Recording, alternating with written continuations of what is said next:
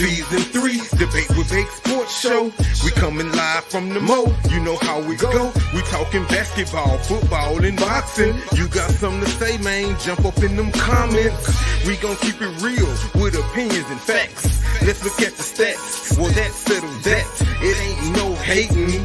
We just debating, interviewing guests so we can learn how they operating. Give you our perspective in a way that's captivating. Another sports show to put in your rotation. See, Bake choose the topics, everybody looking. Laro got the commentary and he keep it cooking. Cole with the game, he coming live from Brooklyn. You know, it's the most serious production. We giving game free, so tap in and see. Season 3, DWB, MSC.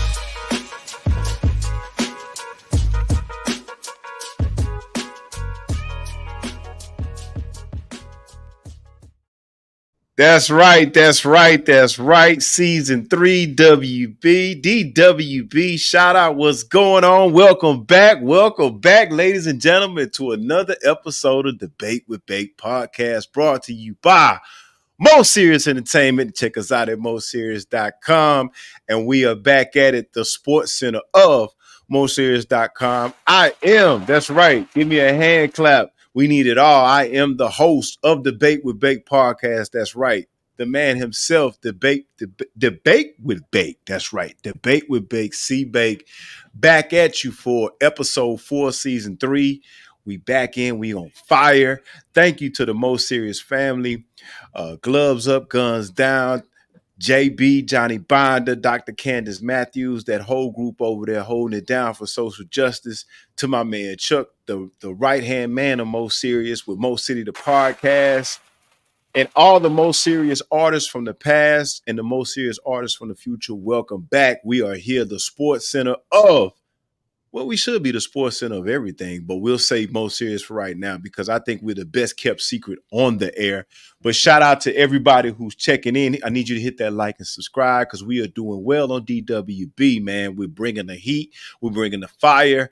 And, at the end of the day, while the train is moving, people need to jump on. We're going to get into Underdog Fantasy in a minute because I'm always targeting Underdog Fantasy because here's the thing.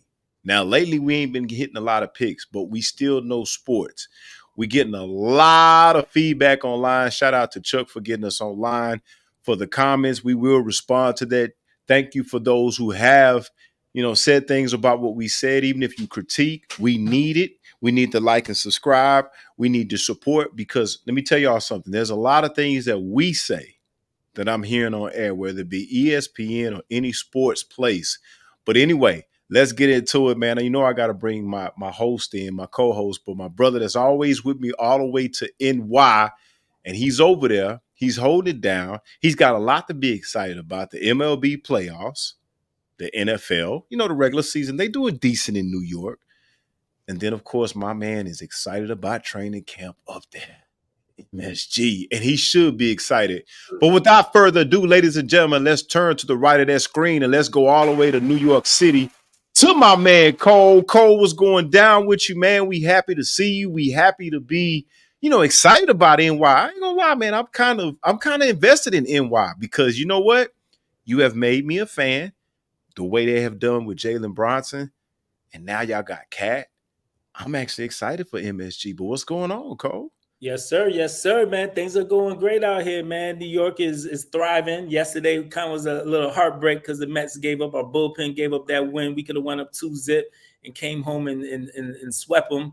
But hopefully we win these 2 at home and end the series and make it to, the National League championship game. The Knicks look good yesterday. It looks like we have a little bit of a bench. I still want to get another piece or two. But overall, things are well out here in New York. Great weather. It's sunny every single day the last couple of days. I think it's about to be 14 straight days for us of no rain and good weather. So I'm happy about that. Man, shout out to y'all. I always got a question about New York because while I was up there, Cole, as old as we are, we were in the jersey era. So I had a New York Knicks jersey. I had the white one. All right. I had the authentic. I want to ask you this question because is it a coincidence or is it something behind the colors of the Knicks matching the colors of the Mets? Because I used to wear the authentic New York white jersey with the white tee. You know what I'm saying? That's when I was young and had muscles back then. And then I would wear the Mets fitted with the blue and the orange, and it fit. And I just always wanted to ask you that as a New York person. I always forget to ask you on the air. Was that done by purpose? Was that done on purpose? Those colors matching? Because that's Madison Square Garden, that's Queens. So is that any coincidence? I mean, because I don't know if it's a coincidence, but I always love it. I always, talk about that whenever I'm talking to my friends. That's, right. the true teams that wear the orange and blue. We doing our thing this year, and I've always bring that up to people. But I never really thought about, was that done on purpose? I'll look into that. Hopefully, have an answer for you next week. Yeah, look into that, man, because you know what? I accidentally, ladies and gentlemen, hit that like and subscribe when you get a chance. I accidentally matched that together while I was in school in New York up there with you. And it was like, I didn't even think about it. I'm like, it's both New York teams, Madison Square Garden, Uptown, which is a different borough than Queens. But I just thought I would ask that question, man. It's like, dang, those really color coordinate. But anyway, Chuck, do you want to go straight to fantasy, or do we need to get into the current news right now? No, let's get into the fantasy, because we got Monday Night Football starting in I think less than an hour or so. Okay, let's get it. Let's get it, Chuck. Get us on that, and then we need to get into it, because me and Cole gonna get into some deep discussion. We're gonna cut it short tonight, but we're gonna get into it, ladies and gentlemen. Make sure you hit that like and subscribe for Debate with Bake podcast, and let's keep us rolling. When you hit that like and subscribe, that get us those views, that keeps us on. And the more you give us, as far as like and subscribe, the more we can give you more time, more play. And now we on Underdog Fantasy. Let's go. Shout out to Underdog, man. They need to tap in with us. So dig this, Cole. What we're going to do is we're going to do both quarterbacks and then one of the offensive players. So we'll go Patrick Mahomes and Kelsey, and then we'll do Derek Carr and Kamara. Right. So I'm going to start with Mahomes. Right. Mm-hmm. Boy, let's go. I say more than 236. More than 236 passing yards for the game. Yeah, more than 236. It's going to be a shootout. I agree. I think it's going to be a very high scoring game. I think that's safe, especially my homeboy. All right.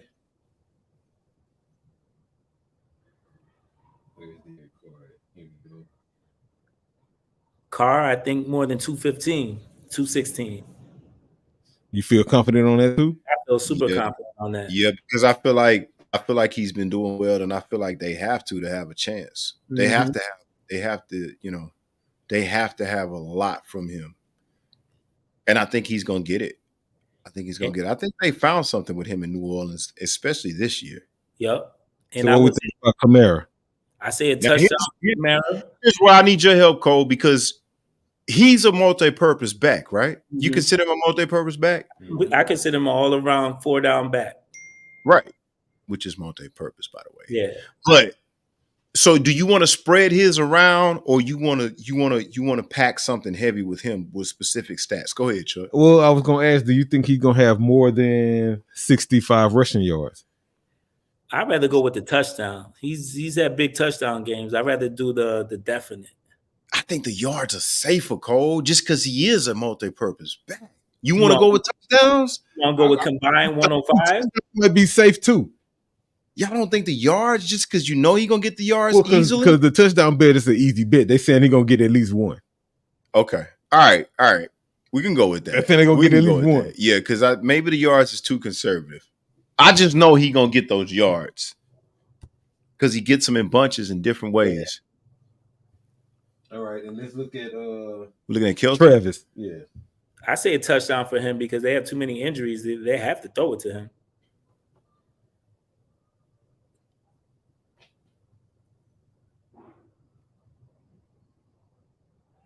Okay, well, first half touchdown, first quarter rushing touchdown.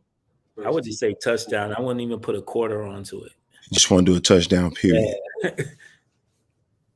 And then maybe Kareem Hunt with 50 yards rushing or something. Now, how long has he been over there? He just came over there this season. Did he come at the beginning of the season, or did he come? And that's the easy bet. That's why they're not giving me the option for just overall touchdowns for Kelsey. How many receptions do you think he's gonna have? You think he's gonna have more than 5.5 catches? Man, I can see him getting double teamed. That's what I'm saying. I'm not safe with that, man. I'm not safe with that at all. I'll go with him having 60 yards of receptions. Or what's Hunt? Go with 50 yards for Hunt. I think he'll rush for 50. So do we think Kareem will rush for 50? Yeah, I think he'll rush. Are you sure about that versus the yards for reception yards for Kelsey? You sure about that? You confident in Hunt? Because how long has Hunt been there? How long has Hunt been there? And has he really been incorporated? So Harrison Booker. I'm out on that, Chuck. I ain't going. I'm just saying, because that's my ESPN fantasy kicker. You know what I'm saying? On top of that, yeah. so I ain't mad at betting on him to make at least 2 field goals. I agree with that. Man. Y'all want to go with that?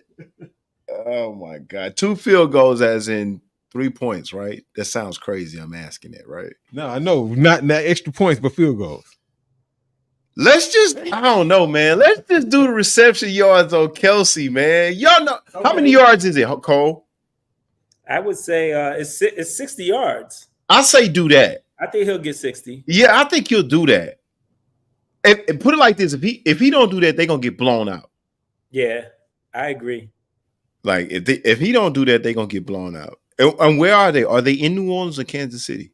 They're in, I want to say Kansas City. This is Kansas City versus New Orleans. So they're in New Orleans. I mean, it don't really matter with Mahomes. I say do the yards with Kelsey, man. No, it's at Kansas City. It's at Kansas City. Oh yeah, definitely do the yards with Kelsey. Yeah. And I know Hunt's been on their practice squad for weeks, so he knows the plays. But do you feel safer with Hunt or Kelsey? I say go with Kelsey. Oh, I just made the bet. So shout out to Underdog Fantasy. We just bet on Patrick, Derek, Alvin, and Travis. Bet $10, man. We trying to win 80. We gonna see how that go. Shout out to Underdog Fantasy, man. Y'all tap in. That's right. Tap in. Shout out to Underdog Fantasy, like Chuck said.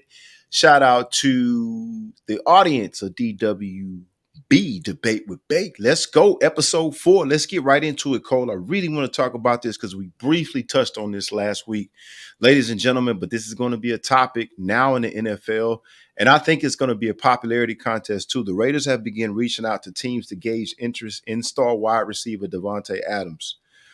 Remorse has also been reported that Adams has named both the Jets and Saints as his top 2 preferences to finish the 2024-2025 NFL season. Now, those are rumors, Cole. I've also heard today that the Ravens are in that hunt. But let's get into it. Let's talk about who could really use Davante Adams, and let's really break down what he represents and what team would use him, or what team could really use him. Now, let me start off saying this. For me, for Adams, I'm hoping for Adams, and I'm saying this for him because at the end of the day, I think the only thing missing in his career right now, and I think what I hear him, and I'm stepping out on faith on this, what I hear him saying is he wants to be in playoff contention, if not a championship. Mm-hmm. So I think he needs to go with a team that really needs him to get them to that game. I think he needs to be that component to get to that team. So what I'm describing is teams that are right there at a chance of being a Super Bowl contenders or winning the conference, or teams that if they add him in, they're within the moment instantly contenders. Do you agree with that? I agree with that. You think that he would go with those teams? Okay. So with that being said in mind, let's talk about the first teams he's got here. Of course, I would understand your Jets because of the quarterback situation. He probably had the most success in his career with Aaron Rodgers, if I'm correct, in Green Bay, right? Okay, I understand that connection. Do you think the Jets are one of those teams that fit that narrative that could get to the Super Bowl if he's added on that roster? Let's start with New York Jets. I think if you asked me before the season, yes. But I think right now we're a team that lacks cohesion. We're a team that lacks identity. Rodgers is getting hit a lot. I don't know if he'll last the season. And I also think that Davante has to look in the future to, does he want to be in New York if Rodgers decides to retire this year? Because looking at Rodgers and thinking about possibilities of why do you play? You play to win championships. If they don't win a championship this year, I don't think he sees them win a championship next year. So I would say avoid the Jets, to be honest with you. Because the Jets, what's the Jets records right now? Are they 2-3? What are they? We're 1-3, actually, if I recall right. We're 1-3. Yeah, we only won against Tennessee. No, 2-3, actually, 2-3, because we beat New England. They were 2-3. We beat New England. Right. So I still think you got a chance to win, but you think you just don't think it's if you're his agent, you don't think it's the place because you don't think that they have a shot at contending at least for the division this year in the AFC East? I don't think they have a chance of contending for the division. Not the way that we're looking right now. I think when Tua comes back, Miami's going to start get going. As you can see, Mozart was killing yesterday. I think Buffalo is good, and I think they're just a receiver away. So, okay, we'll talk about that because that's one of the teams I want to talk about. Maybe him possibly going. All right, let's talk about the Saints because this is the second team he named in his choices. Do you think the Saints could be that team that Adams could go to that could get them over the top or contending? Because what is their record right now? They're pretty good in the NFC I South. think they only lost, if I recall, they only lost one game. Okay. Yeah. I think you're right. They lost to Philly, wasn't it? I think so. So do you think Adams fits down there? Do you think if you add him right now, because they're looking to trade him within the next couple of weeks, do you think if you add him right now, what do you project for the New Orleans Saints with him being added to that roster?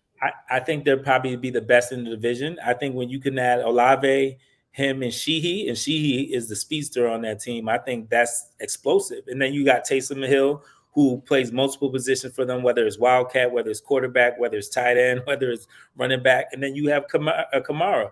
I think that that's probably the best team in regards to offensive talent.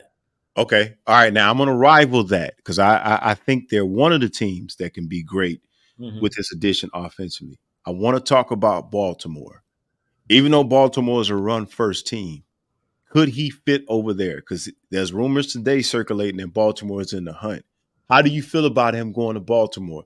Him being added to that mix with Lamar Jackson and, of course, Derrick Henry. Is that a good place for him to go, yes or no?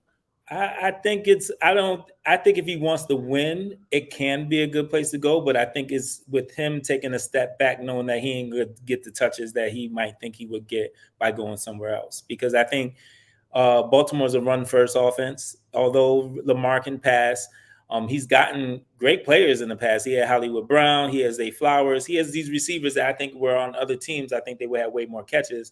But that offense isn't designed for him to shine. Although I think he would lift the top. Or he would either make the running game even better, or he would get one-on-one coverage because people have to come to the box to help with the running game. Okay, because that's what I was going to play devil's advocate with. Because here's the thing. I think he's concerned about winning the championship. Now, he didn't come out and say his direct role was, I need a certain amount of catches every game. And you just alluded to that point. Maybe he's a decoy. Because here's the thing. When I'm looking at what's going on with us in Houston right now, Diggs is not necessarily getting all the balls that he was getting in Buffalo. But we're winning, and he's getting double teams. He's making people put him in the game plan, which is freeing up Collins and Dale. Again, if you're Davante Adams, do you think he's looking for a certain amount of catches, or do you think that he's just trying to get a championship? And I'm saying that to say this. He's probably being targeted a lot in Vegas. He's just not getting the ball. He's probably being double teamed a lot in Vegas. That's what I'm saying on the team of Baltimore. They do present to him, if they're able to give him the money or whatever he wants, he may not get the balls that he was getting in Vegas, but again, he's getting older. They have a shot to win the AFC. Now, there's Kansas City.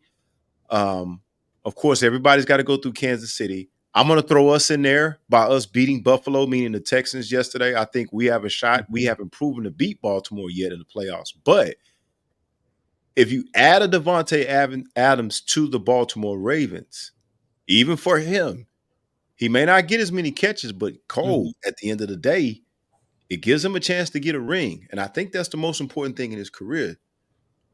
Do you think Baltimore is still on the table? I think Baltimore is still on the table. I think if he wants to shine and be called the elite receiver that used to be the best in the game. If he still wants that, right? Yeah, if he still wants that, I think there's a better fit for him. Okay, what about Baltimore? I mean, what about Buffalo? Because Buffalo to me is the number one option. To me, if I were him, I would say I look at what Josh Allen did with Diggs. I look at the type of offense they love throwing the ball. I look at the development of Josh Allen. I look at their running game with Moss. I look at Shakir, who just injured his, I don't know if it was ankle or hamstring, whatever it was. He was out last game against Texas, but that boy is a perfect slot receiver. I think that with him, Shakir, and then these young players coming up, I think Buffalo would honestly propel themselves to being top 2, 3 in the AFCs. I think it would be between them, Kansas City, and Baltimore to fight Okay, out who's going to so win. I do agree with you on that. I thought about Baltimore. Mhm. Right now, I would say the Saints and the Bills are right there. Mhm. I Let me agree. the team. I don't even know if they're contending, but I want to throw in those Chargers. I think Herbert needs a big time receiver. Mhm. But my only rival to that is, are the Chargers that much better than the Raiders? If you're Davante Adams, because when you go over there, do I think they could use you? Of course, but are they directly in contention? And you stay in the AFC West. So yes, that's what I said. For me, Buffalo, New Orleans. I think if you can't get over there, I think Baltimore is another good option. Is there anybody else that you think, if you add Davante Adams, they're automatically in Super Bowl contention? And everybody in the chat, if you want to add, hit that like and subscribe. Please comment, but let us know, where do you think is the best place for Davante Adams to go? And when we're talking about places, where does Davante Adams go to where a team can be a Super Bowl I contender? think instant Super Bowl contender is if he went to Washington. Okay. I think Now, here's the thing. I knew you were going to say that. That's why I kept leaving it open. Do you believe that kid is legit after 5 games? And tell me why if you do. Not only do I believe the kid is legit after 5 games, I believe the play calling is legit. I watched every single game this season from them, and I really do believe wholeheartedly that Clisbury, the dude that used to be the coach of Arizona, he calls up the perfect game when it comes to this kid. It reminds me when that I forgot the old offensive coordinator for Hurts, that he just dials up the perfect thing for the quarterback. He knows exactly what fits Daniels. And I like McLaren on the other end, and McLaren is coming into his own. I think Zacchaeus, the other receiver, is coming into his own. I think they had 2 great running backs with Eckler and Robinson. I think if you put Davante on the other side of McLaren, I don't know if anyone can handle that kid, because he's so mobile, but he's accurate. He's like, let me ask you this. Hold on, I'm gonna let you finish. Is that too much pressure for that kid? No. Because here's the thing. We're talking about Super Bowl contending. Mm-hmm. If you Davante Adams, and this is, I'm playing devil's advocate, because here's the thing. That is a good team. It's a good team, and you made a good point. They believe in him over there. You can see it. You can see the team, the way they get behind him, how they rally behind him. But we're talking about a Super Bowl contender. Do you think Washington can do that? Is that Adams coming in wanting a Super Bowl?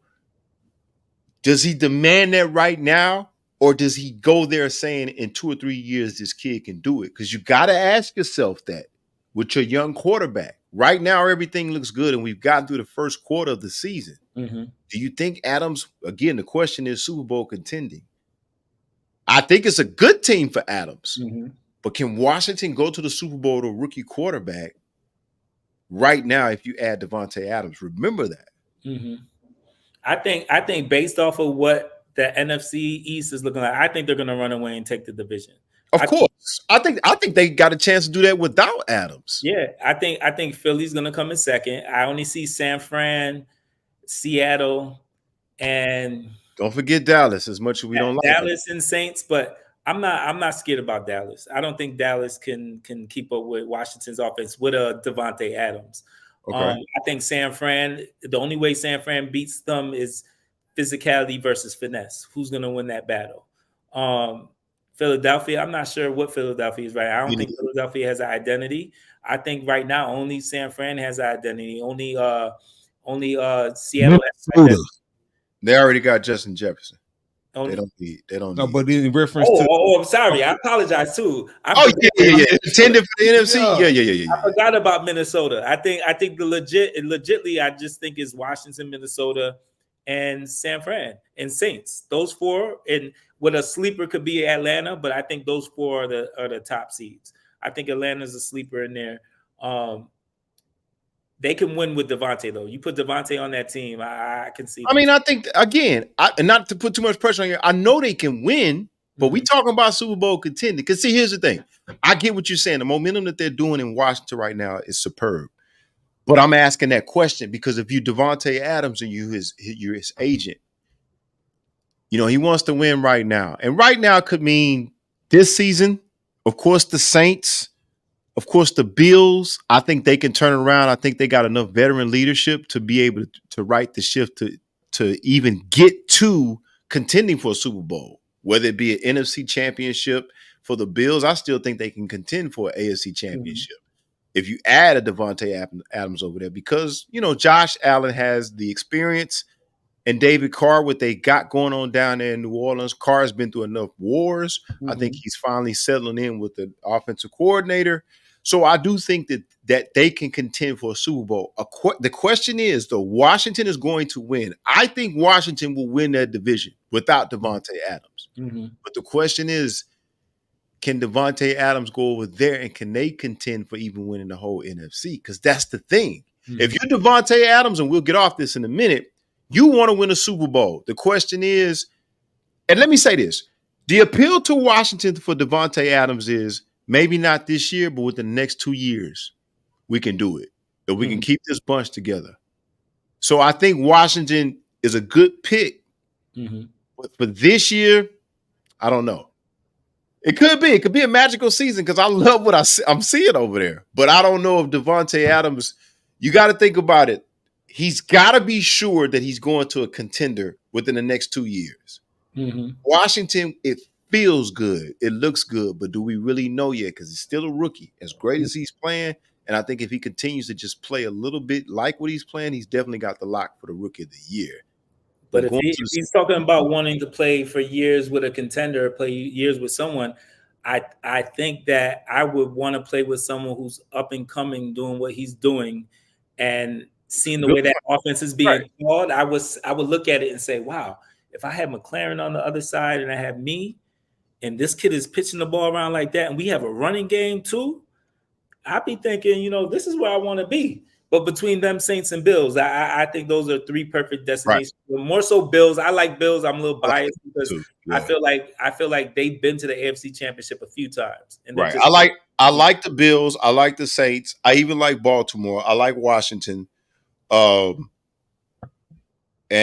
one more that I could possibly throw on, and then we'll get past this topic. I actually like him in Green Bay. I know he probably wouldn't want to go back because Rodgers ain't there, but I like what they're doing in Green Bay. So we'll see. All right, Chuck, let's get into a sponsor segment, and then we'll get into some current NFL topics, and we'll bounce around. Hit that like and subscribe on Debate with Bake Podcast, episode 4, season 3. Get in with us. Let's get. Yo, rep the movement with Mo Serious Fashions. Copy your fresh snapback or hoodie or a tee. All represent the Mo City Podcast, Debate with Bake, or Gloves Up, Guns Down. Everything is custom made with love from our top-notch manufacturers. We got a dope range of colors and sizes to fit your vibe. Everything from blue, red, green, black, white, and more. Rep the Mo and keep it fresh, fam. Hit up moseries.com/merchandise and order today. Let's go.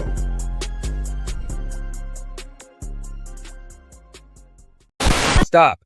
It's COVID, flu, and RSV season. Boost your immune system now. Fortress was developed to provide key ingredients that provide such aid to the body's immune mechanisms. So how do I fight COVID, the flu, and RSV? So our job isn't to defend ourselves from things, it's to help support our body's natural immune system to begin with. And when you look at Fortress, that's exactly what we're after. Individually sourced ingredients that have been demonstrated to support our natural immune system and help our bodies just do a good job at what they're naturally meant to do. And that's why Fortress is a very nice combination of these independently sourced ingredients that can help support a healthy immune system. Learn more about Fortress and natural ways to boost your immune system by clicking the link.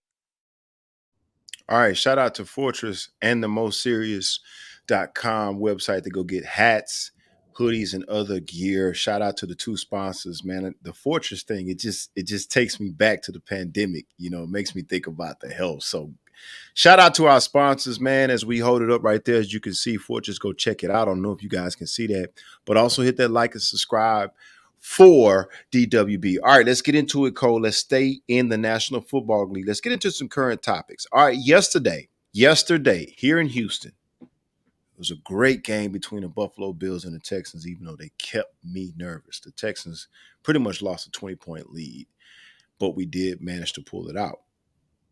And I got a question because I'm looking at two quarterbacks and I'm saying to myself, right underneath Lamar, right underneath Patrick Mahomes in the AFC, I got Josh Allen and CJ Stroud.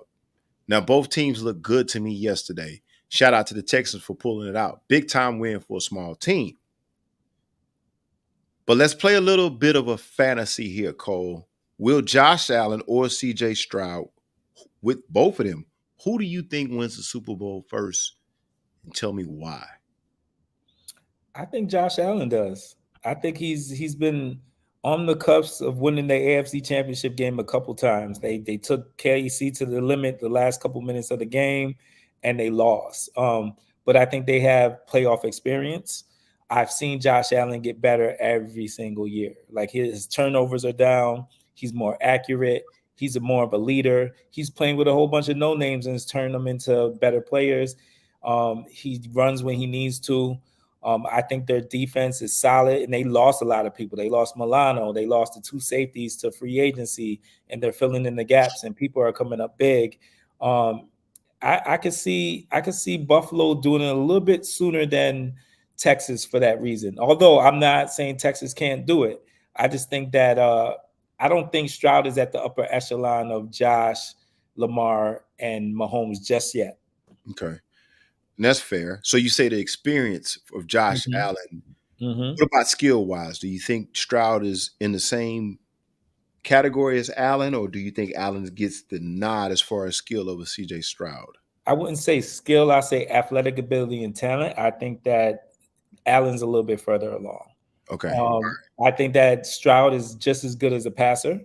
But I think there's still things that are unhuman that Josh can do. Josh can go head-to-head with a linebacker, stiff arm him, and do certain things. And there's just elements of Josh Allen's game that I'm surprised by every single day. I'm not saying Stroud can't run and can't do certain things, but I just think right now his awareness is not to the level of Josh Allen just yet. That's a fair point. Now, yesterday, did anything change for you for that game yesterday that the Texans pulled out in terms of the comparison between these two quarterbacks? Did anything change? Did you move Stroud up a little bit? Sounds like you got Josh right here. In relation to Josh Allen and CJ Stroud, it sounds like you got Josh here and CJ is somewhere here. Yeah, Stroud is up and coming. Did the needle move a little bit for you yesterday? I think Stroud showed me that he's there. He is a good quarterback. Last year wasn't a fluke. I think Josh is more impressive to me. Only reason because I feel like he has way less talent in the receiver, and he's making people better. He's elevating people's game. Right now, he won't have enough to get to the Super Bowl or anything. I'll be honest with you. They'll make the playoffs. They'll win the division. But if they could get a Davante or a Hopkins. Exactly. It goes right into our subject of Davante. I think Davante Adams makes them an instant Super Bowl contender. I agree. Yeah, I think Josh Allen, and the reason why I'm asking this question is because I saw a great game yesterday, even though the Texans kept me on the edge of my seat by losing a 20-point lead. I mean, Josh Allen to me, man, is just he's incredible. The only thing that bothers me, and you got to live with it, it's the same thing with the Favre thing. Like, he's such a freakish athlete. And the turnovers bother me, but the turnovers come because he's that great of improvising and making plays. So you have to live and die with it because he's such a freakish athlete. He can make plays that are unconventional.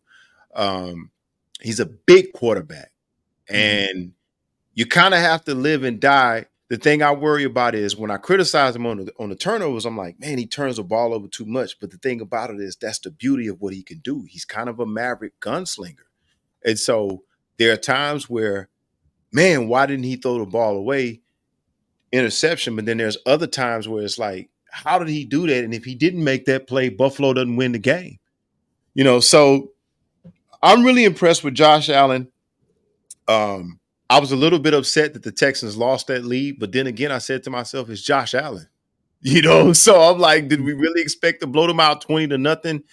I think the world of him. I just think it's unfortunate that he's in the AFC with the Lamar and with a Mahomes boy. I think Buffalo, the GM, and even Sean McDermott, they've got to do a good job of putting that talent behind him again. They kind of changed everything out, and he's showing that he has the talent to still make them contenders. I agree with you. I still think they win that division, but I sure would be throwing a lot of money at Davante Adams because I think Josh can get to the Super Bowl within the next 2 or 3 years if you have the right talent around him. Now, yesterday they didn't have Von Miller. Yesterday they didn't have Ed Oliver on that defensive line.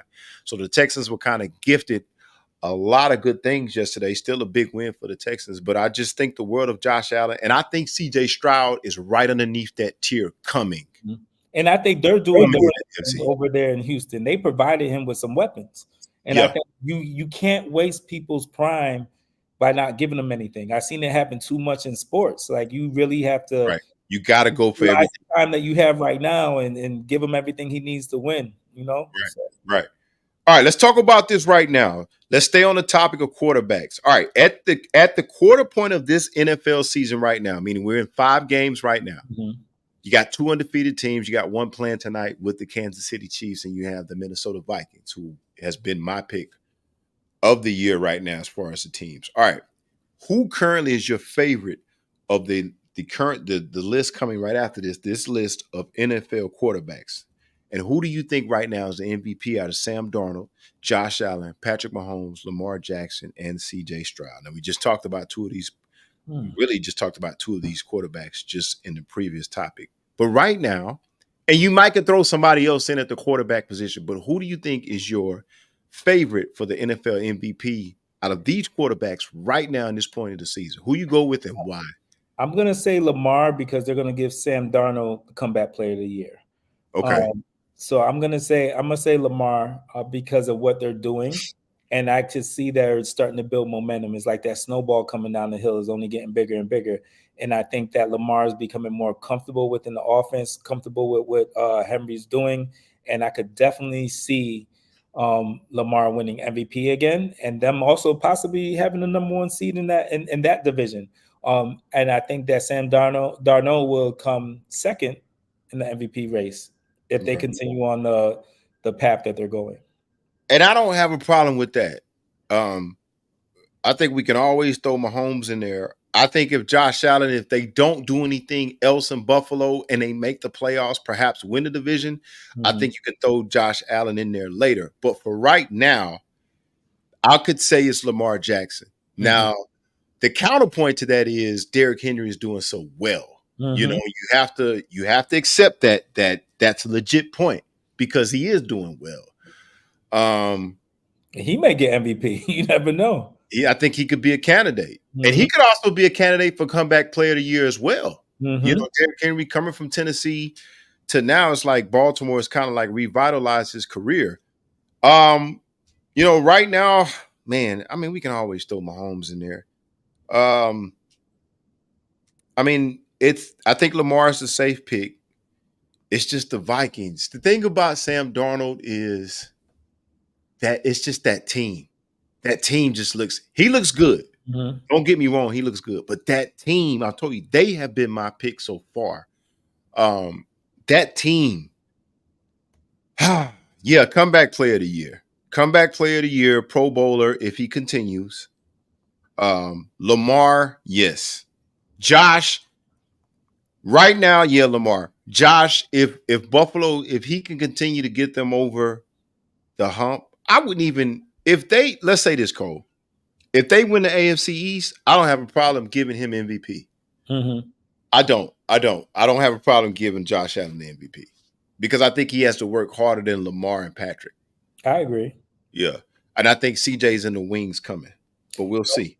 I would give Darnold the MVP if they end up with a crazy record where they only have like 2 losses. I just can't because I just don't think he's going to be the focal point. I think he's going to be one of the main points on that team. And then if you don't give it to Jefferson, then that's the question. Then exactly because at the end of the day, that's what I'm saying. Jefferson is probably hands down the best receiver in the NFL. So Here's the thing about Minnesota that we sleep on. That defense. That defense is stout for the Vikings.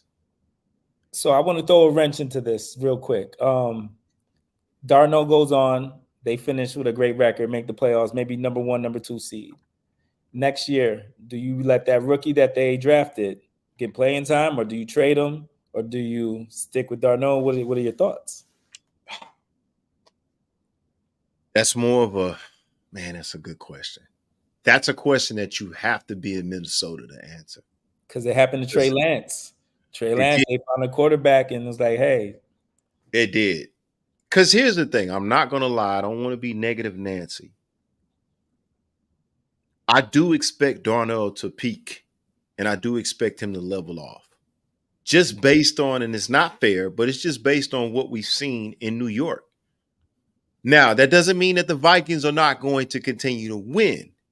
So, as an organization, when that time happens, and I'm forecasting, don't have any evidence other than what he did in New York. You have to, as an organization, a GM and a head coach, say the kid has a higher level of talent. We think he does. That's why we drafted him. He's a first-round pick. We have to take a look at the kid. If Darnold levels off, which I think he is, you have to look at that, and you have to look at how did we look as a team when he started to level off. Mm-hmm.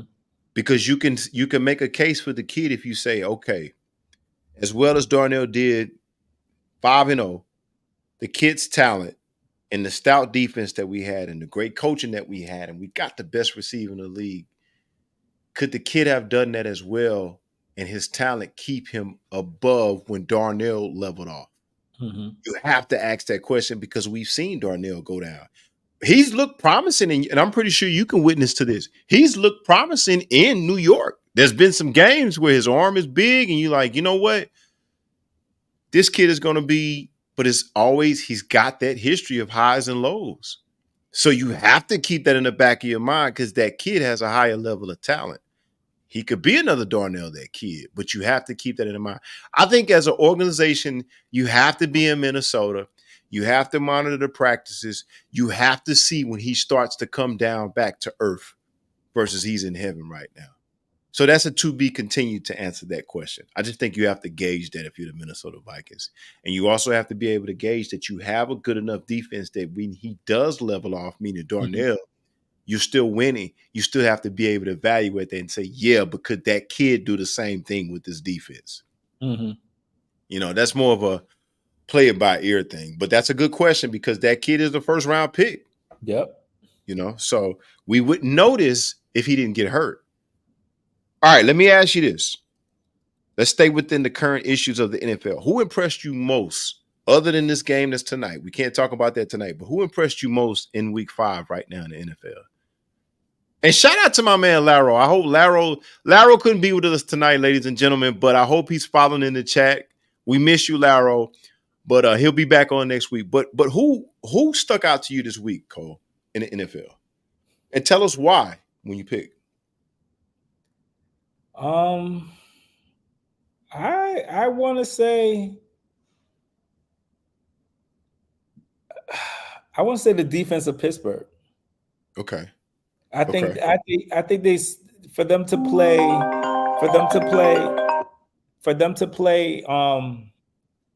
Dallas in Dallas and be able to stick to a game plan and stay in the game when a game where I honestly thought they'll get blown out. I do think sometimes that you thought Pittsburgh was going to get blown out by Dallas? I thought they would get blown out because I thought that Dallas had something to prove.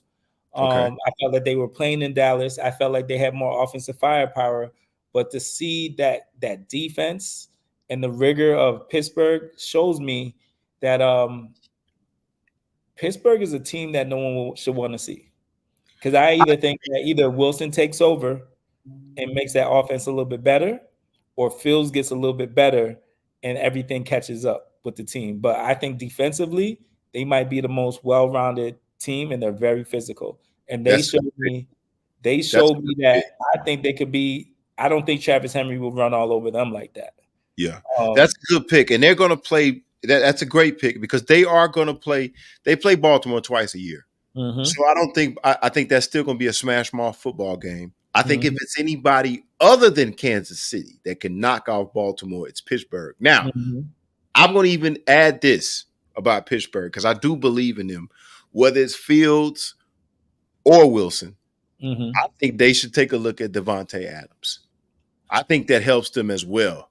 I think they should at least take a look. Not saying that they're going to be up there as far as the Bills or the Saints like we named them, but why not? Because it gives Fields another weapon. If Wilson comes back, you still get a down the field threat with Adams. I agree.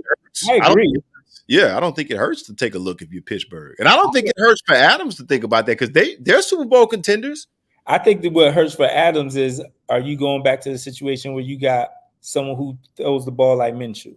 You know what I mean? Like, I think his issue is that he wants to catch the ball. He wants to be relative again and so forth. I think he could be relative as far as wins. I think he could be relative as far as being part of a playoff team and playoff culture. But I don't think he shows what he can do. Look at Pickens. I think if they had a better receiver, I think Pickens be shining a little bit more. Right. I'll tell you what, for me, what impressed me is a couple of things, and I hate doing this. I wish I could pick one. Number one, the way Baltimore won in Cincinnati, that was a shootout. For them to pull that out at the end, I was impressed with that. That showed me, and here's the thing about Baltimore. If Lamar Jackson would just accept the fact that the organization is behind him, they paid him $46 million. Just be you. If you need to be a pocket passer, be a pocket passer. If you need to run, run. Play like Mahomes. Mahomes plays like whatever I need to do because the organization is behind me, do that. Just do it. Just be you. They pay you $46 million. They're paying you to be you. Okay? He showed me that yesterday in that Cincinnati game. As long as he does that, I think Baltimore, they could put me and you out there, Cole. They can still win. He impressed me. The more confidence I see from Lamar Jackson, the more I think they have a chance to win the Super Bowl. I agree. I'm still impressed with the Minnesota Vikings, brother. I just cannot believe. I think what's getting me about them is that they are so well coached the way they're moving Darnell. They're letting him take shots down the field with Jefferson because he's got a big arm. But if that's not there, they're not letting him get too far out of character with being conservative. Just complete the pass. Just manage the game and let our defense do. I am impressed that I'm almost to the point that I wish the Jets could have seen what, and maybe it's a part of his development that he's where he's at right now. But I think the Jets probably just turned him loose because he had a big arm. He's got a big arm, big talent. But I'm just impressed how they're moving him, man. I mean, I never thought he would look this good. I didn't think he would play because of the kid. I am impressed with two more things and we'll move on. I'm telling you guys, nobody's talking about him enough. And I'm not even a fan of Bo Nix. But Denver is winning big games. And I don't think they're going to come out of the AFC West because that's where Kansas City is at. But they are looking better than what I thought they would be the worst team in the league even this early. I thought they'd be 0-5. I thought they would be 0-5. I like what they're doing. And I'm not even necessarily a fan of Sean Payton or how he did Russell down there last year, but they're doing something well. They're playing smash mouth football. They're starting to look like the old Denver Broncos of the 80s with the Elway, the smash mouth at water at the safety. I like what they're doing in Denver. I like what they're doing. And then one last shout out. I'm going to give a shout out to the home team, Houston Texans. It's always good, Cole, to see young teams struggle and still find a way to win a difficult football game against a great team. Texans went up by 20 in the first half. And I knew Buffalo was going to come back because they're great. They're a well-coached team. And they came back, and the Texans found a way to win. When you see a young team find a way to win games, because young teams, even when they have, that's a characteristic of a young team. When they have big leads, they find ways to make mistakes, and they don't find a way to win. To see this young team find a way to grind out a hard win is impressive to me. I like what I'm seeing here in Houston because here's the thing. If you can beat the Bills, I think you can beat everybody else in the AFC. Still, the jury is out on the Chiefs. Well, nobody can beat the Chiefs. And the jury is out on Baltimore. But if you can beat the Bills, and I know the Bills were depleted on the defensive end, I know I'm going to get credit. I'm going to get, criticism for that. But I think that's a big win because that's a young team with a young head coach. When young teams find ways to win difficult games, look out. Yep. Look out. If the Texans ever get a grip on these penalties and things that they're beating themselves, look out. Look out. So that impressed me. That impressed me about the NFL in week 5. All right. Let me get one throwback NFL question in here, and then we'll move on to the preseason, the association. Training camp is here, Cole. But let's get one more. All right. Pick one in their prime. One last question. NFL throwback. Hit the like and subscribe in the chat. Please answer this question if you're following. Pick one in their prime. J.J. Watt, Michael Strahan, Julius Peppers, and Jason Taylor. Now, prime of J.J. Watt, of course, Houston Texans. Prime of Michael Strahan, of course, the Giants. He only played for the Giants, I think. Julius Peppers, who gets slept on a lot, just made the Hall of Fame with the Carolina Panthers. And, of course, the forgotten, one of the best to ever do it, Jason Taylor, the Miami Dolphins. Pick one in their prime, Cole, and tell us why. I think I'm taking Strahan. I just seen him dominate games year in and year out. Won Super Bowls, has an all-time sack record in a season, unless it was recently broken. He still has the record. He's just special, man. And I'm not just being New York biased or anything like that, but Strahan was a monster, man. So I'm not saying J.J. Watt and Julius and Jason Taylor weren't monsters, but I just think the way that Strahan dominated those championship runs of the Giants, it was just special. The other one, I think Julius Pepper got a championship later on. Did he? He was more. I think he got one with Green Bay, if I recall. With Favre, not Favre, with Aaron Rodgers on the championship. I think that he was on that year. Was Peppers on that team? You sure? He was playing the defensive line and defensive tackle. Okay. He was playing. He played multiple positions on the front line. But I want to say he won. I forgot about that. I want to say you're right. I'm not 100% sure, but I'm pretty sure somebody would correct us. I cannot remember him playing. I think he was on the team with Woodson when he was with Green Bay. I want to say he was with Woodson then. Julius Peppers. North Carolina played basketball in North Carolina. I don't think that's right, Cole. You sure? I'm checking right now. I want to say I remember him with Woodson in Green Bay, and they won a chip.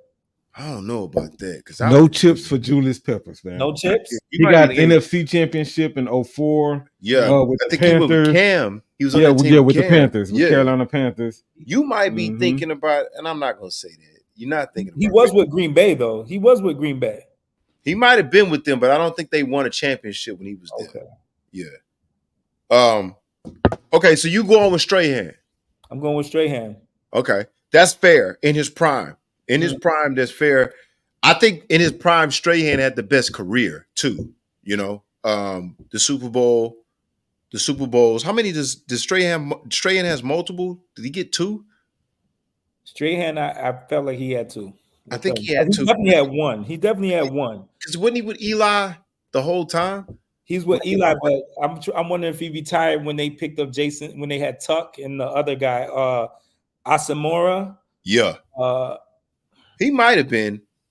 That's a good pick. Man, I'm trying not to be biased because he won a chip. So yeah, he did. That's why I say his career. I'm going to eliminate Peppers. I think Peppers was a freak athlete. I just don't know if he did enough to say he's the best on this list in his prime. Jason Taylor is always often slept upon, but I don't think he did enough. I think it's out of Watt and Strahan. Now, here's the thing. It's tough because Strahan had the more successful career as far as the ring and maybe the sack record. But individual accolades, it's a debate. I think JJ got 3-time defensive player in the NFL. I think both of them are Hall of Famers. In their prime, man. Whew. I'm going to lean JJ. Well, let me ask you this. Chuck, look this up for me when you get a chance. What position did Strahan actually play? Because, see, here's the thing about J.J. Watt and Aaron Donald that I give them a lot of credit. They were interior defensive linemen, which means Strahan only played defensive end. He only played defensive end. Okay, so Strahan is more of the edge, right? He's more of an edge rusher, not taking nothing from him. I think it's harder, in my opinion, and this is subjective. I like to give the interior D lineman more credit because I feel like they're in there with more of a crowd. Mm-hmm. That's why I love Aaron Donald so much. And that's why I love JJ Watt, is because they're in the inside of that line where it's more traffic. You can be chipped. You can get help when you're getting. I'm going to roll with Watt simply because I think he had to do more, not taking nothing away from Strahan. I'm putting Strahan in the same category as those edge rushers like Lawrence Taylor. Guys like Bruce Smith and Reggie White. You can't put them in the same as Lawrence Taylor. Who was that? I think you could put Strahan with Reggie White, Bruce Smith, but I wouldn't put him with Lawrence Taylor. No, I'm not saying as far as him being good, because Lawrence Taylor's at the top. I'm saying position wise. Oh, okay. I think Reggie White and Bruce Smith are interior linemen as well. Interior D linemen. See, when you get inside there, there's more blocking. That's why I love Aaron Donald so much, because he was undersized, but he was playing interior lineman and he was dominating. And you got to give Watt that credit too, because he was playing interior lineman. So, and I'm biased, I'm subjective. I'm going to roll with J.J. Watt, but Strahan, it's out of those two. Strahan has the more successful career in terms of the Super Bowl ring and the sack record. I think J.J., with the 3-time Defensive Player of the Year, I think he has to be considered. So both of them, I don't think brother. Think better than his brother? That's a good question. That's a good question, because his brother's doing a hell of a job right now. I don't know. I know his brother has a chance to surpass him simply because he did not have the injuries that JJ had. JJ had so many injuries that his brother's probably going to surpass him just because he has more time on the field. All right, let's get into it, man. Let's get into the association. We got training camp. First question I want you to answer for me. Pick one to have a bounce back season out of the next 4 choices: Bradley Beal, James Harden, Jimmy Butler, or Damian Lillard. Who, and we're forecasting here, who do you think has a better chance to have the best bounce back season out of Bradley Beal, James Harden, Jimmy Butler, Damian Lillard? Chat, you can get in on this. Again, pick one to have a bounce back season between Bradley Beal, James Harden, Jimmy Butler, Damian Lillard. Hit that like and subscribe, but tell us what's on your mind, Cole. Out of those 4, who has the bounce back season? And if you can, whoever you pick, give me some numbers behind it and why. I think Jimmy Butler has a bounce back season because it's a contract year. Okay. I think he has the most to lose out of all of them. I think he still has it. He just needs to show that he can play enough games. But I think he has the most to lose because he's in a contract year. So I think he has the biggest bounce back season. After that, I think the next person for me would be Lillard. I think he'll be more acclimated to the system. More acclimated to Doc Rivers. I think having a coaching change in the middle of the year kind of can throw somebody off. I think this year he'll have a good bounce back year. I don't think he's the same Lillard that he was in Portland. Of course not. But I think he's a better Lillard than he was last year. Okay. Let me ask you this. Let's go back to Jimmy. Give me some numbers you think Jimmy would have. Forecast for me. I'm asking you to step out on a limb, but tell me what you think Jimmy is the top choice. Good choice. Not my choice, but good choice. Give me some numbers. Forecast for me. What do you think Jimmy should be getting? 23, 7, and 4. Okay. And they shouldn't be a play-in. Okay. So they should definitely grab the top 4 spot in the East. Top six in the East. Okay. That's fair. I don't necessarily agree with that, but that's fair. Oh man, I'm gonna get killed for this. Man, I think it's out of Bradley Beal and Damian Lillard. I can definitely side with you on Damian Lillard because, again, I think he has a full training camp. I think Milwaukee has to understand, too, give them time to gel. I think Milwaukee needs to go to Damian Lillard more. I say Bradley Beal because he was such a disappointment last year. I think he's got a lot of pressure in Phoenix. I think Phoenix was a failed experiment. I think as a team, they should be looking to come back. And I think Bradley Beal took a lot of flack for, number one, not being in shape and always hurt. And if you're going to blame somebody in Phoenix, it's probably Bradley Beal because he was the one that was out the most, Booker, I think, did his job while he was healthy. Durant did what Durant does, 25, 26 a game. You know, I think Bradley Beal has to have a bounce back season because I think if he doesn't make it in Phoenix, I think he's out of the league, Cole. Mm-hmm. I really do. I think he's out of the league. We'll accept the excuses in Washington. They didn't build nothing behind you. But this Phoenix team, the money they put up for these guys, they supposedly were calling them a big three between Beal, Booker, and Durant. So I think it's Booker. I mean, I think it's Bradley Beal. I got Leonard second. I can understand the Jimmy Butler pick because it is a contract year, but I just think the groans of Pat Riley in the media, I think Jimmy is gone. Mm-hmm. I think he's gone. I think Jimmy, I just think he did too much talking in the media. That's not Pat Riley's culture. Mm-hmm. And then Harden, I mean, we don't know what's going on in LA. Yeah, Harden. Well, Harden is just yeah, I can't. I think Harden's probably last on that list. All right, let's talk about this. Who are you interested in seeing in training camp and why? Of course, your Knicks. We talk about that all the time. Anybody else out there, Cole, that you want to talk about, that you have questions about, that you would be interested in going in on NBA TV and actually watching a couple of days of training camp just to see what they got? Tell us who and why. And hit that like and subscribe in the chat, ladies and gentlemen. You can also get on here and say your comments and questions if you have any on this topic. But the topic we're asking Cole and everybody else that's tuning in is, what team do you want to talk about, or what team you want to see in training camp and why right now, previously, right now in this training camp for the 2024-2025 NBA I'll season? say two. I say one is Memphis. Okay. I want to see what they look like being healthy. Ja Morant back, Edie, how Edie's going to play with them. I think they have potential to be a top 5 in the West. So I would definitely love to see them. I think on the other end of the aisle in the East, I want to say is the Orlando Magic. Okay. I really think that they have a star. That's two good ones, Carl. Yeah, who could be top 5 in the league. I think Banchero's that good. I do too. And I think that if the other players around them developed even a small percentage, I think they can test some teams depending on the matchup in the playoffs. I think they could give a team like Boston a challenge. Two excellent ones. I tell you what, I got 2 in the West. I got the Sacramento Kings. Mm-hmm. I want to see what De'Aaron Fox with DeMar DeRozan looks like. Mm-hmm. I think Sacramento, if they stay healthy with Sabonis, and I like their supporting cast. The young kid that can shoot, I think he's a twin. The kid from Iowa, I think. I like that kid, the Murray kid.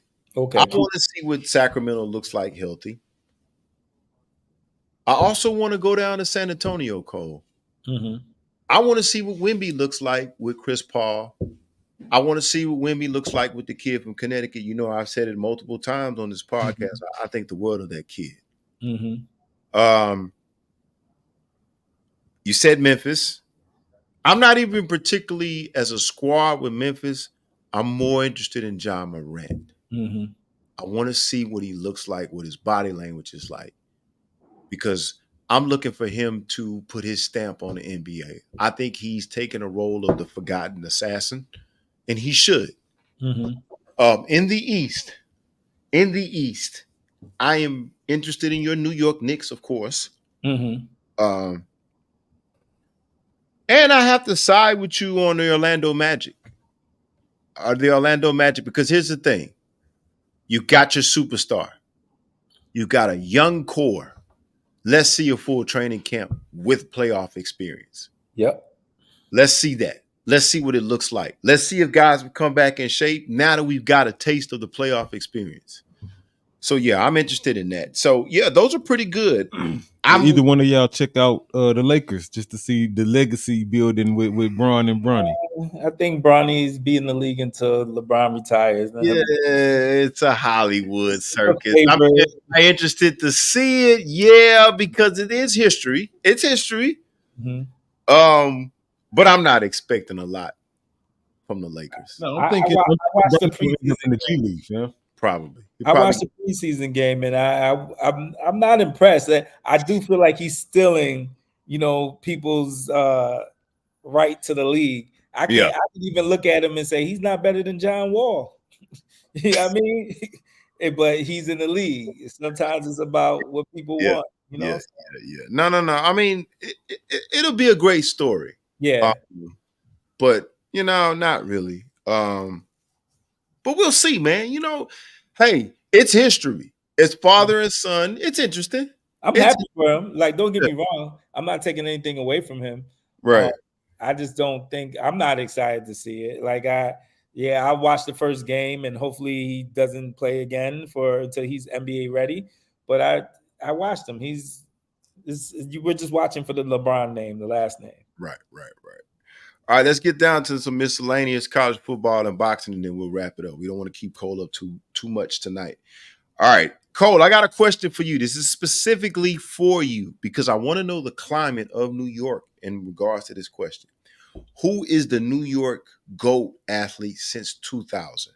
Now, I got a couple of choices here. You can change it if you want. Jeter, Eli Manning, Carmelo Anthony, the hockey player Lundqvist, Aaron Judge, or is there somebody else? Who's the best athlete in New York professional sports since 2000? Who's the GOAT around the city? Since you got Jeter, Manning, Melo, Lindquist, Judge, or somebody else? Since 2000, you probably have to go with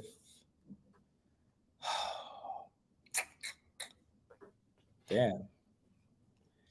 Jeter's name will always ring in the city. Okay. Right. You probably had to go with Jeter. Yeah. But there could be a argument for Eli because he's won 2 championships. Okay. Carmelo's Carmelo, but he was never the GOAT. Lundqvist, hockey's probably the least popular sport in New York, but it's very popular. I probably had to say Jeter. I think so. Yeah, Jeter. I think Jeter by far. Yeah, I think Jeter is. They just won too much with him. Yeah. He was a poster child for the Yankees around that time, too. I remember that because, we were in New York. I was in New York at that time. You could not go anywhere without anybody talking about Derek Jeter. He even forced a better player in A-Rod to play third base. That's how much he's beloved in New York. I mean, A-Rod was such a pansy. Lord Jesus. All right, let's talk about this, man. Are we excited about the upsets that just took place in college football, namely in the SEC? Now, Alabama went down this weekend. Who else got upset in this? Somebody else in the SEC got upset. Alabama lost. God dog it. Who else lost, Cole, in the SEC? It was upset weekend in college football. It was Bama lost to who did Bama lose to? After just having that great win over Georgia. Bama lost. Alabama lost to, let's see. I should know this. We should both know this. Yeah, we should both know this.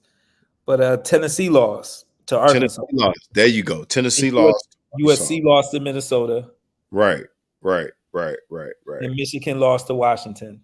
Okay, so it's not just the SEC. How do you feel about that, Cole? Let's talk about that. Because here's the thing. I love upsets in college football. And the reason why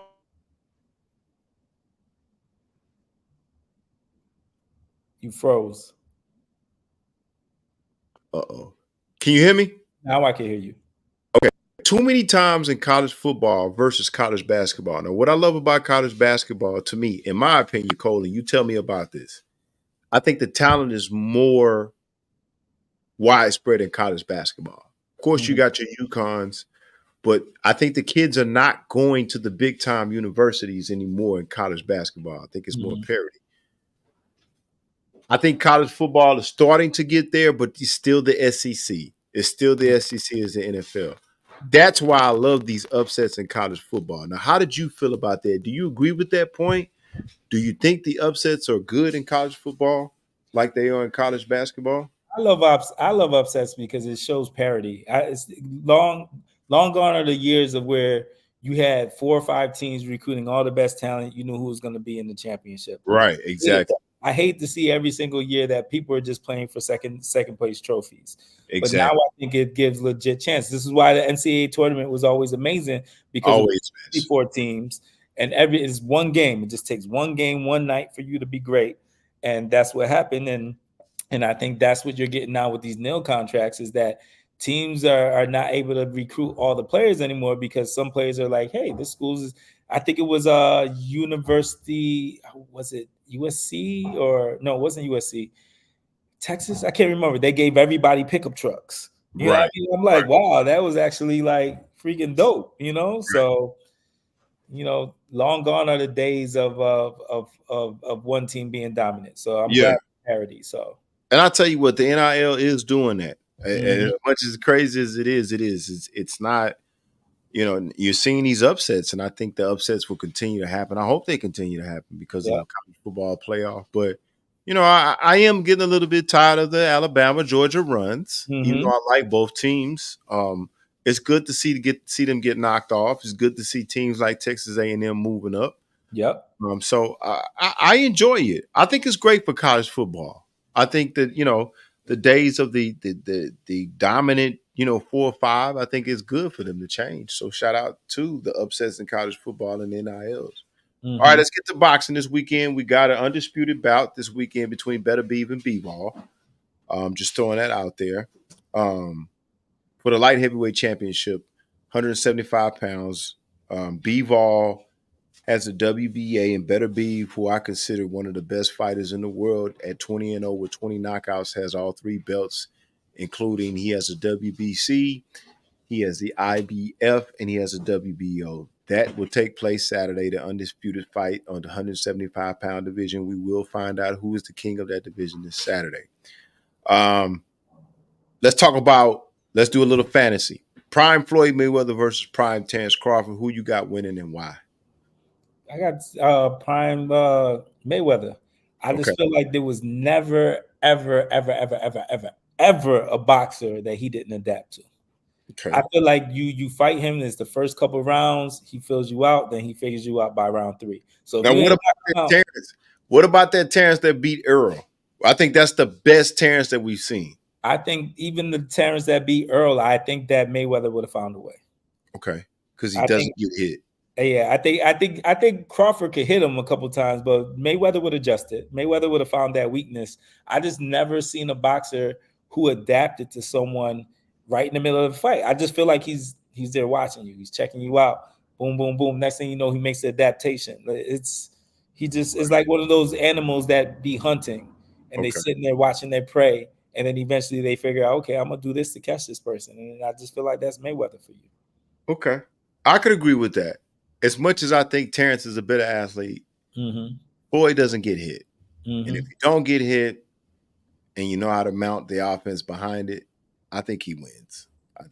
I think for me, there's only a fighter or two I think that could actually beat Mayweather.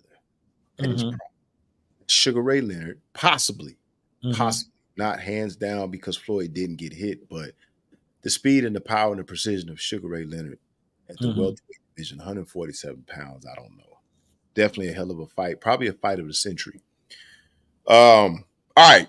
Let's just guess. A few of many undefeated fighters left in boxing. Who do you think is going to be the first to lose their oath? Now, that list includes Tank at 30-0, Virgil Ortiz at 21-0, my man Jerron Boots Ennis at 31, Inoue. Jerron Boots Ennis is 31-0, Inoue is at 27-0, David Benavidez at 29-0, Terrence Crawford, who we just spoke about, 40-0, Jamal, not Jamel Crawford at 33-0, Devin Haney, who just got his old back from the Ryan Garcia steroid incident, of Christian and Billy. Who do you think out of those guys would be likely to be the first one to lose that O in boxing? I say Devin Haney. Ooh, I knew he was going to take a shot at my man. No, wow. I say Devin Haney because I do believe that there's boxers better than Garcia. Even if Garcia on steroids or whatever people want to say it was that he was on, I still think this boxer is better than him. And for him to have lost to him, I can see him being beat by someone. Like a Tank or a Shakur. Like a Tank, like a Shakur.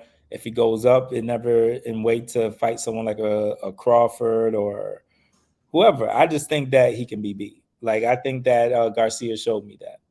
The hate continues. Okay. The hate continues. I say it's either Jamal Charlo, because of the lifestyle outside of the ring that he lives. Mm-hmm.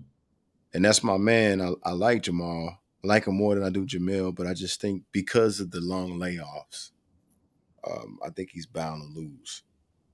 I also think Benavidez could lose, just based on his style. I think Benavidez, he's moved up to 175. I think he can be beat. He didn't look good against Bosdeck. Now at 168, there's only one fight there for him, which he may not get, which is the Canelo Alvarez fight.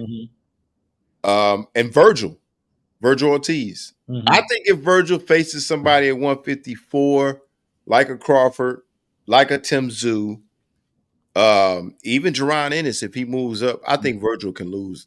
Some people say Virgil lost his last fight, which is very, very, very, very, very, it was a controversial decision. Mm-hmm. So I'm going to say Jamal. I'll take Benavidez out. I'll say Jamal and Ortiz. I'll say that. Those two will be the first ones to lose that all. I think Jamal because of the lifestyle, and I think Ortiz. I just don't think Ortiz has fought the upper echelon of the 150. Those are good choices. I can see that. I can see that. All right, cool, man. Well, let's get to the shout outs and let's wrap up, man. All right, shout out to the WNBA 2024 WNBA All Rookie Team. MVP Caitlin Clark, Angela Reese, Rashia Jackson, Lonnie Floybich. You hear what they doing for Clark? And Camila Caruso. You hear what they doing for Clark? Here we go. I'm doing that for the whole team. Okay, fam. all right, here we go. For the whole team. Clark. We did it for the whole league, so we gotta do it for the whole team. Rashia Jackson, Lonnie Floybich, and Camila Caruso from South Carolina. Shout out to the Minnesota Vikings, like I said before, for starting off 5-0 since, I think it's the best start since 2016. And shout out to my man Tank. I'm hard on Tank, but shout out for Tank for bringing this fight to H-Town, December the 14th against Lamont Roach, who's a 130-pounder, who he's bringing up to 135. But shout out to him for bringing a fight to Houston, man. It's going down at the Toyota Center. Now, I don't know if we're going to get access because, Tank is Richie Rich, but it is in Houston, man. He's bringing a fight to Houston.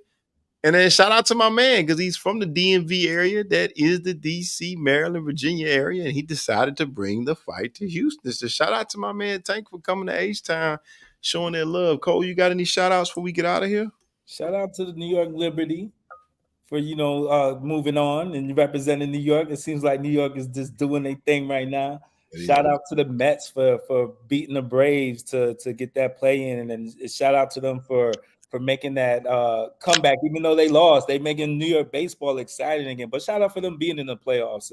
We started the season off real bad, and we at one point I think ESPN had like a 0.7% chance to make the playoffs or something. And for us to be on the cusp of possibly beating Phillies and going to the National League Championship, shout out to that. And shout out to you for hosting, doing the most, and doing your thing, man. I appreciate being on the show every single week, man. Even though you be hating on Caitlin Clark, I definitely gotta say, this is a great show, man. I enjoy doing it. I don't be hating on Caitlin. Listen, here's the thing. I'm not mad at her. I don't blame her because I think she's doing a great job. I just think I'm really mad at the WNBA because college did their job by promoting her and Angel Reese. They did a wonderful job of bringing them both in. And they got all of us to sit in front of that TV for those NCAA games. Mm-hmm. Shout out to them. But here's the thing. The problem I have with the WNBA, and this has got nothing to do with Caitlin Clark, is this. They're supposed to ride that wave. But the problem I have is that you're going to make sure that the hometown girl from the rural part of America goes to Indiana. I don't think that's a coincidence. Now, some people say, well, they had the first pick. Yeah. Mm-hmm. They go to Indiana because they want they want to continue that narrative of this small town Caucasian girl being the underdog versus the quote unquote Angel Reese, Aja Wilson, black inner city girl. They want to ride that in the WNBA. Does it bring merchandise? Yes. But the thing I have a problem with is that there's other stars that you guys could have done that for. There's other stars that you can push. Good. Take what the NCAA has done, because it did. It fit the narrative. Like, think about this. Iowa, a team full of Caucasian girls, had no business being in the NCAA championship. That's great because they're not athletic, but they play discipline. Small rule versus South Carolina, the Giants. Mm-hmm. And they sold that David and Goliath story, but we knew they wasn't going to beat South Carolina. I think South Carolina could beat some WNBA teams. I know I'm wrong for saying that. So cool. The NCAA did their job. They got us to buy that narrative. Hey, Larry Bird was from French Lick. Magic represented the city, even though he was from Lansing or something like that. Mm-hmm. I get it. But the WNBA, bring those in, ride those, but don't make it all about Caitlin, because here's the thing. There is Aja Wilson. There is the kid from Dallas, the African kid that I love. Mm-hmm. Breanna Stewart. Mm-hmm. Like, we want to talk about Brittany and all that. Breanna Stewart has been doing a hell of a job. Her and Sabrina in New York have been doing a hell of a job. The league did a pretty big. Breanna Stewart had a huge marketing campaign when she came in. But they didn't keep it for me. They did not keep it. That's because she wasn't winning. Doesn't matter, though. Angel and Caitlin ain't winning. What you mean? They not winning. What you mean? What I mean? 3 MVPs and 2 chips. Who? Oh, I'm talking Asia. No, I'm not talking about Asia. Caitlin's winning. Caitlin made the playoffs. Caitlin made the playoffs as a rookie, fam. And she won Rookie of the Year. She came in 4th in MVP voting. She had no business. Even Sabrina, they did a huge. They had her shooting against Steph, fam. Yeah, but they didn't push her like they pushing this girl. They did not push her like they pushing this girl. They making it seem like this girl is gonna be the next John Stockton / Magic Johnson. She did more than them in their rookie year. You could make the same argument. You could make the same argument for how the NBA pushed Anthony Hardaway when there was Paytons and Stocktons and everybody else. It's just that she's just more marketable. Nah, she's not more marketable. It's the WNBA pushed her more. Nah, they got other athletes they could have pushed more. They didn't do that. I think they didn't do that. I think any organization, when it comes to corporate America, they do research. They do all these things, and the reason why they pushing her, and the reason why she's offered these contracts and all these sneaker contracts and Gatorade contracts and stuff, because they done their marketing and their research to see that she is marketable. Otherwise, they would have asked Asia, or they would have asked some of these other people to. Listen, we can all sit here and say that we know what the narrative is. We're going to sell the conservative rural white girl as to be the savior of the WNBA. We all know that. We want to ignore that, because here's the thing. I think she's probably the 4th, maybe 6th best guard in the league, but they selling her like she's the best.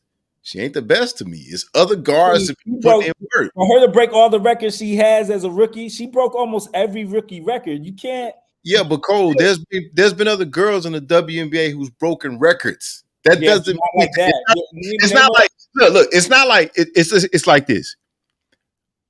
It's not that many records to break in the WNBA. It ain't been around that long. Well, how come people ain't doing what she did? How come every single year people ain't coming out there breaking like 6, 7? Because they're marketing her and every little thing she do. They blowing it up.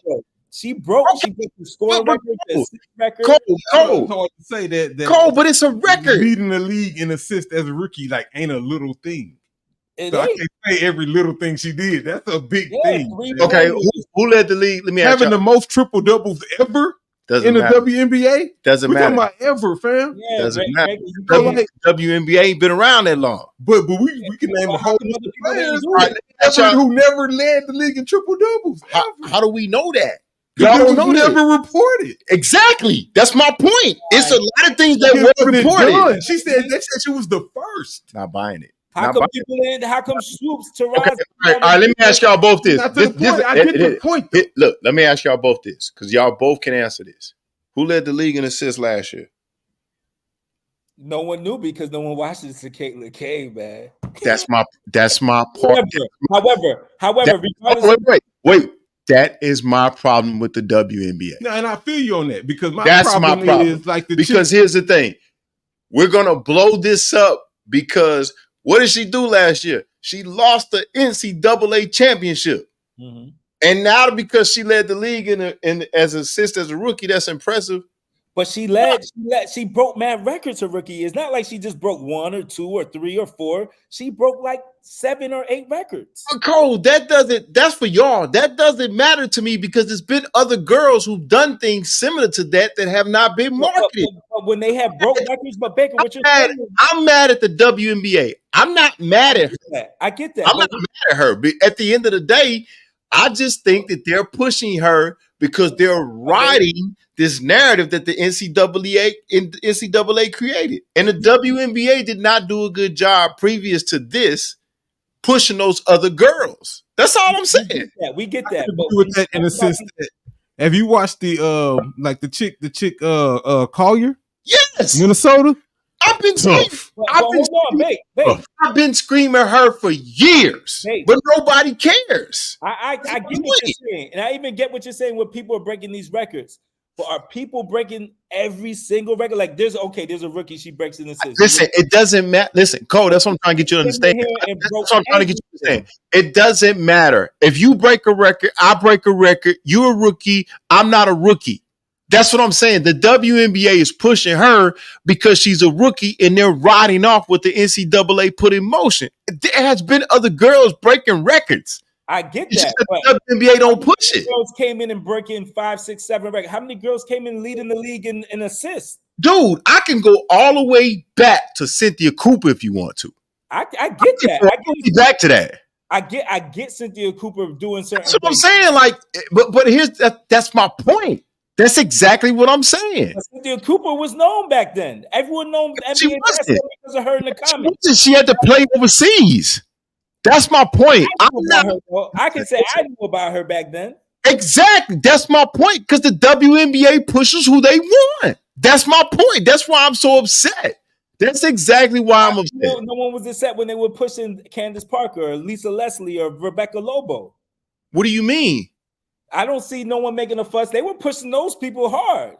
They were pushing them, but here's the thing, dude. Like, we pushing this girl from Iowa when it's other girls that in the past 10 years, the WNBA has not done a good job of pushing these girls. I think they have girls that wasn't pushed. I think this girl she came out and she's doing stuff that other people haven't done. You don't and again, I'm not knocking that. I'm not knocking her. But there's been other girls that have done similar things to what she's done.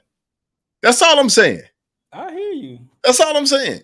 Like, that's all I'm saying. Like, I'm not on the Kool-Aid train yet because I've seen other girls do things. Yeah, they might not have broke 5 or 6 records, but they broke 3. I mean, I'm just saying. I just think it's unfair. I think it's unfair. I mean, and here's the thing. Not to like poo-poo the record, but it's like, I mean, they barely got in the playoffs. Like, okay, here's the thing. At least with Magic, listen, no, it's not 8. At least with Magic and Bird, like Magic went to the finals his rookie.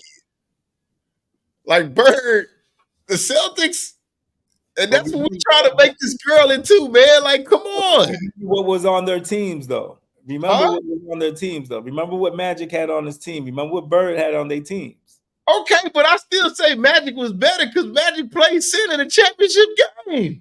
But we getting excited because she make a couple of behind the back passes that other like Pinachano been doing that. Not a couple. She led the league. A rookie. I don't care about that though. I don't care about that. Like it's been other rookies doing stuff. Like Angel led the league in rebounding, right? So she led the league in double-doubles. Okay. Asia had the most rebounds. Okay, so why we ain't celebrating Angel like we doing Katie? Because she ain't have 6 different categories. She led. And then she got hurt and got kicked out the playoffs, and then we ain't talking about her no more. She broke like 7 rookie records, Baker. It doesn't matter though. That's what I'm saying. It's been other girls that done that. It's been other girls that's done that. That broke records, but not 7 in 1 year. It's been other girls that's done that, Cole. If you next week topic, please bring back someone who's broke at least 6, 7 records in 1 year. Okay, so why? Okay, tell me this. What is the difference between you breaking 7 records and I broke 5? You still ain't do 7. 7 is greater than 5. What's the difference between $7 million and $5 million? Nothing. When taxes come. Yeah, there is a difference. I still it's the same to me. I think that's the thing with Kobe 5 chips and Jordan 6. That one chip is a big difference. And we still talk about them in the same category. No, you don't. Exactly. We still talk about them in the same category. So that's what I'm saying. That's my point. But it changed the hierarchy of who the GOAT is. Nah. In that category. Yes, it does. No. That's the reason why LeBron is my 3 and not my 1 or 2. It's just like this conversation is subjective. Some people got Kobe as the GOAT and he only got 5. I don't have this girl as the GOAT as a rookie. I don't care how many records y'all got. I've seen better girls. Rookie of all time. No, hell no. Based off of what finishing. You want to debate about that next week? Huh? 4th in MVP voting. No, she ain't the best. She the best rookie of all time in the WNBA. To be the best rookie based off of the statistics. Good night. You got it. All right. You got it. To be repeated next week. You got it. I'm out. All right, y'all. Yeah, I'm out. All right, Cole. I'll tap in with you, bro. You got it. I'm out. You won. I'm out on that one. Lord have mercy.